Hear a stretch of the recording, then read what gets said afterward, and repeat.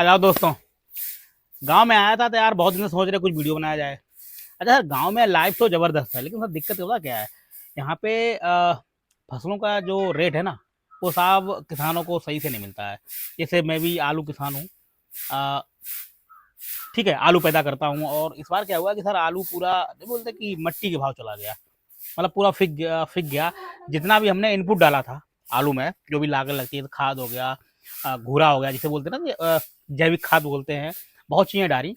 लेकिन साहब आलू का रेट इस बार बिल्कुल एकदम नहीं मटिया मोल हो गया, और उसपे से बहुत सारा जो होता है क्या नाम, कोल्ड का भाड़ा और बहुत चीज़ें लगती हैं।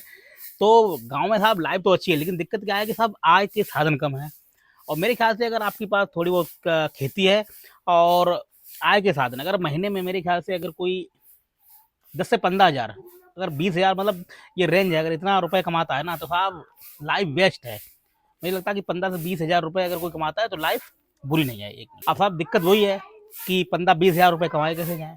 सरकार योजना तो साहब बहुत चला रही है, लेकिन दिक्कत वही है कि धरातल पे उनका जो क्रियान्वयन है वो सही तरीके से हो नहीं पाता है। और गांव लगभग मुझे आए हुए 8-9 दिन हो गए साहब, आप चेहरा वेहरा देख ही सकते हैं। भाई अपने गांव की एकदम लू लपट जो लगती है ना, तो चेहरा तो काला हो जाता है। लेकिन कोई बात नहीं साहब, गांव तो गांव होता है यार। गांव की मिट्टी तो जबरदस्त होती है। और अभी हो रहा है लगभग शाम शाम का साहब समय है। अब मैं थोड़ा दिखाऊंगा कि बच्चे भी बैठे हैं, मौसम साहब एकदम जबरदस्त है यार।